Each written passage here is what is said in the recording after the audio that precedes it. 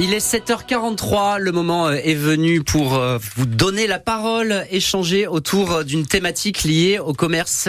Julien Balidas. Oui, est-ce que vous avez l'impression qu'il y a moins de commerce aussi ? On vous pose la question ce matin, 04 76 46 45, si vous avez envie de réagir. Bonjour Olivier Curteau. Bonjour. Vous êtes le président du collectif Touche pas à mon commerce. Vous êtes vous-même commerçant en centre-ville à Grenoble. Je voulais d'abord qu'on parle de ce collectif. Il est tout récent, créé en fin d'année 2024. Pourquoi l'avoir monté et qui on retrouve au sein de ce collectif ? Merci déjà de me donner la parole ce matin. Ce collectif a été créé parce que je suis président aussi d'associations commerciales et on s'est rendu compte en fait en discutant avec nos clients que justement ça ne pouvait pas concerner que la problématique de Grenoble ne pouvait pas concerner que les commerçants.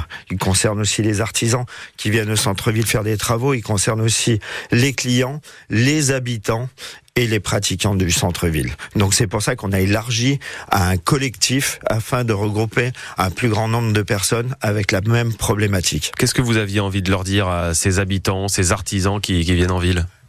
En fait, on a déjà sondé pourquoi ils ne venaient déjà plus en ville ou moins régulièrement en ville.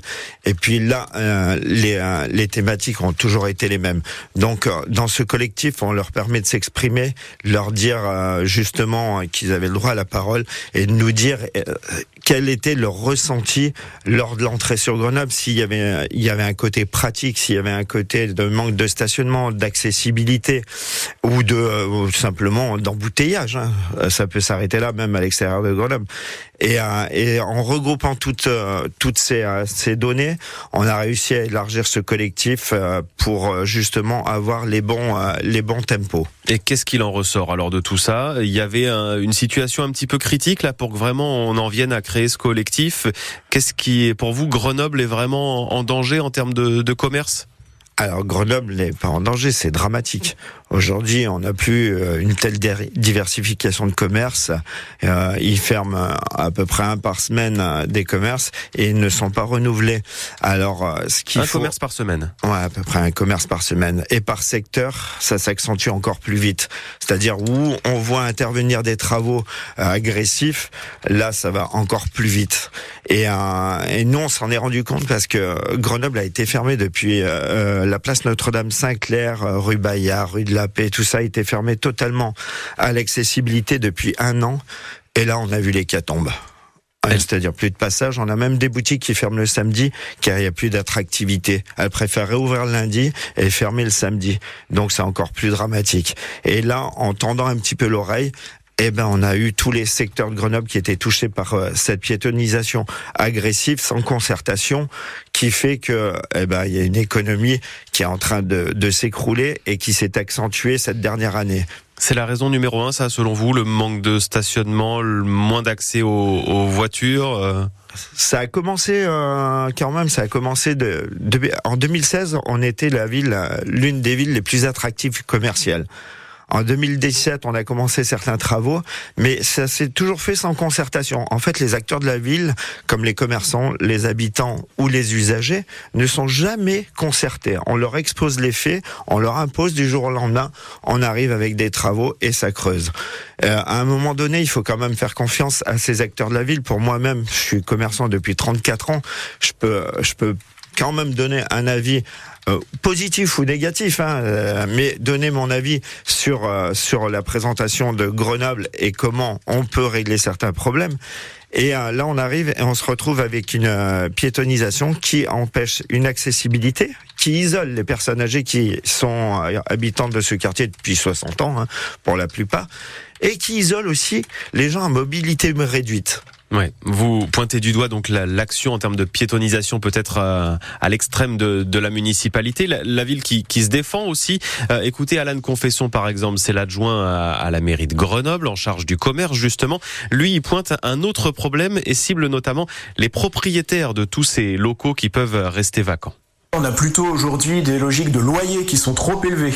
Et ça, beaucoup de commerçants nous en font part aujourd'hui, raison pour laquelle, en partenariat avec la métropole, on essaie d'identifier les cellules commerciales qui sont vacantes depuis trop longtemps ou de se renseigner sur des fermetures d'enseignes quand elles arrivent, afin de pouvoir contacter les propriétaires quand le besoin s'en fait sentir et essayer de faire œuvre de pédagogie à leur égard pour leur faire comprendre que si les loyers sont trop élevés, la vacance commerciale va augmenter et ça c'est bon ni pour la ville, ni pour les commerçants, ni même pour les propriétaires. Olivier Curteau, je rappelle que vous êtes le président du collectif Touche pas à mon commerce. Les propriétaires, ils jouent pas le jeu ?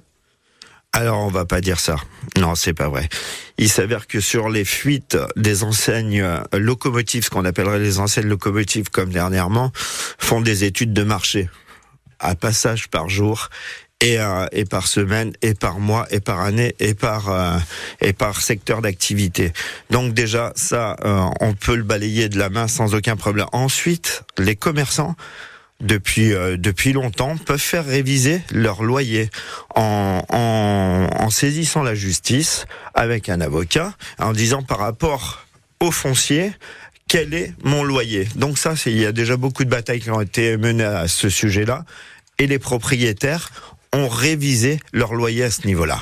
Il y a aussi toute une problématique autour du stationnement. On en parlait, je crois qu'au standard, Alexandre, on a peut-être quelqu'un qui peut évoquer justement ce sujet-là. Louise qui nous appelle de Mélan. Bonjour Louise. Ah, Louise, allô. Est-ce que vous êtes... Oui, bonjour. Allô. Bonjour. Oui, Louise. bonjour.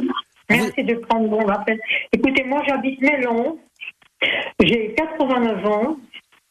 J'ai eu la chance de pouvoir encore conduire. J'aimais beaucoup aller à Grenoble. Je ne peux plus aller à Grenoble. On ne peut pas circuler. Tout est piéton. On ne peut pas accéder au commerce. Moi, quand je suis un peu chargée, je ne peux pas me garer à je ne sais pas où. De Mélan, j'ai pas de tram. Il faut que je prenne un bus. Je ne peux pas monter dans le bus. Donc ça pose des soucis pour venir à Grenoble ou Olivier Curteau. Oui. On va peut-être joindre un autre appel d'Anaël qui réagit sur le même genre de problématique. Bonjour Anaël. Oui, bonjour. Oui, en fait, je voulais aussi dire que c'était la même chose dans mon quartier. Là, j'habite du côté de la rue Jeanne d'Arc, pas loin de l'abbaye. Et en fait, les commerçants aussi se plaignent beaucoup parce que les places de parking sont supprimées. À la place, on met des arceaux au vélo, mais comme ils disent, quand ils ont besoin, normalement, de prendre des choses un peu lourdes, c'est pas à vélo que les clients peuvent le faire. Donc voilà, manque de parking. En plus de ça, le bus, la ligne va disparaître aussi. Alors moi, c'est vrai, j'ai 72 ans, je suis encore valide. Je peux marcher, mais il y a beaucoup de gens autour de moi, qui sont désolés parce que notre quartier, on veut le refaire, mais pas du tout comme nous on le souhaitait. Ouais. Pas du tout. On a eu des concertations, mais qui étaient plutôt voilà, on va faire ça. Et nous, tout ce qu'on a dit, ça servait à rien. Voilà.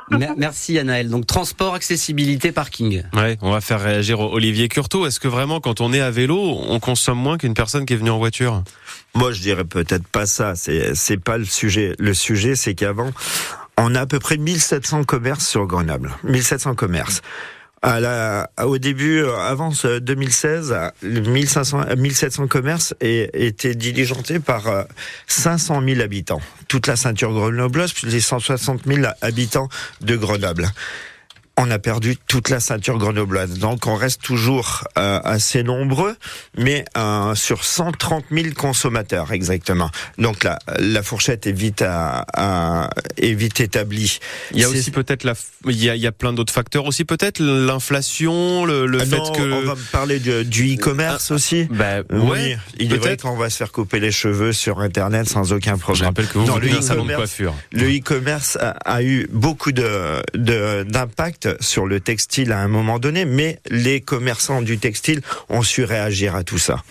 Merci beaucoup Olivier Curteau d'avoir été avec nous ce matin. Je rappelle que vous êtes donc le président du collectif Touche pas à mon commerce. Vous tenez un salon de coiffure dans le centre-ville de Grenoble depuis plus de 30 ans. Maintenant, merci d'être passé dans ce studio ici, Isère, ce matin. L'interactivité, ça continue sur les réseaux sociaux. N'hésitez pas à échanger sur Facebook avec nous ici, Isère. Il est 7h52.